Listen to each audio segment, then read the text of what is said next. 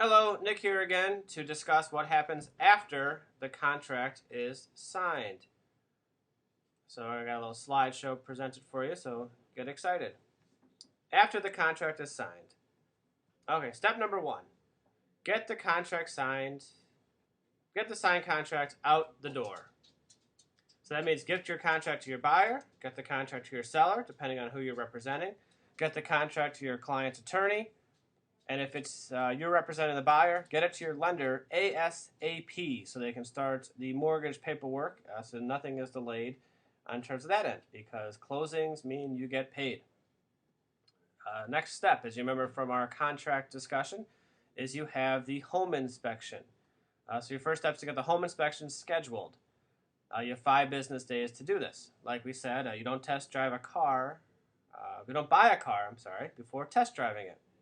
So you get that home inspection done to knock on all the appliances and knock on the countertops, make sure everything is legitimate. If you need a referral for good home inspection companies, we work with many, so let us know. Set it up for your clients, and most important, go to the home inspection. Great opportunity to bond with your clients and talk about their new home and tell them, hey, you really got a good deal.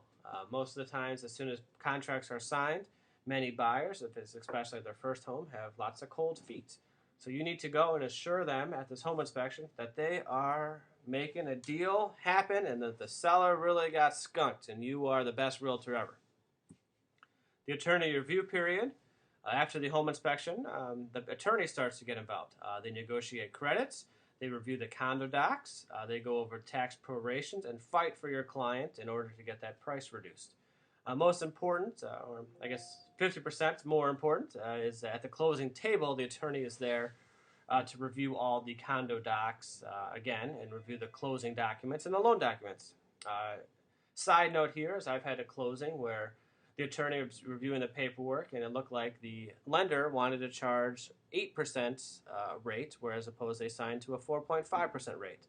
If the attorney was not there, they would have had some problems. So the attorney basically found a huge problem there and was a good solution. So well worth the $400 to $600 that you pay the attorney. After the attorney inspection, as you recall, the second round of earnest money is due.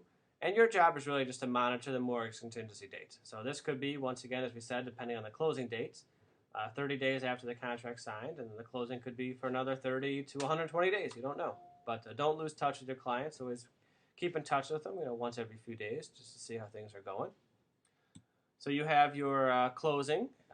Yay. So basically your job at the closing is find out when the closing is and where it is.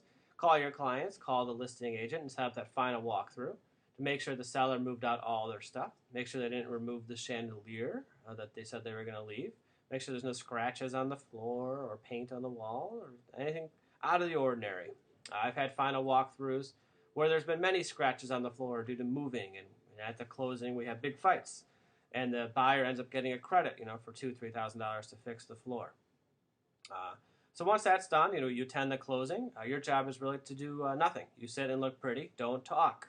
If there's arguments or whatnot, don't talk. Everything always gets worked out because people are there to make a deal. Your buyers are there to buy. The sellers are there to sell. Things always work out. Don't talk.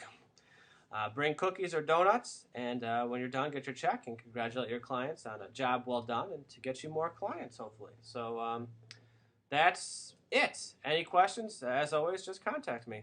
Thanks.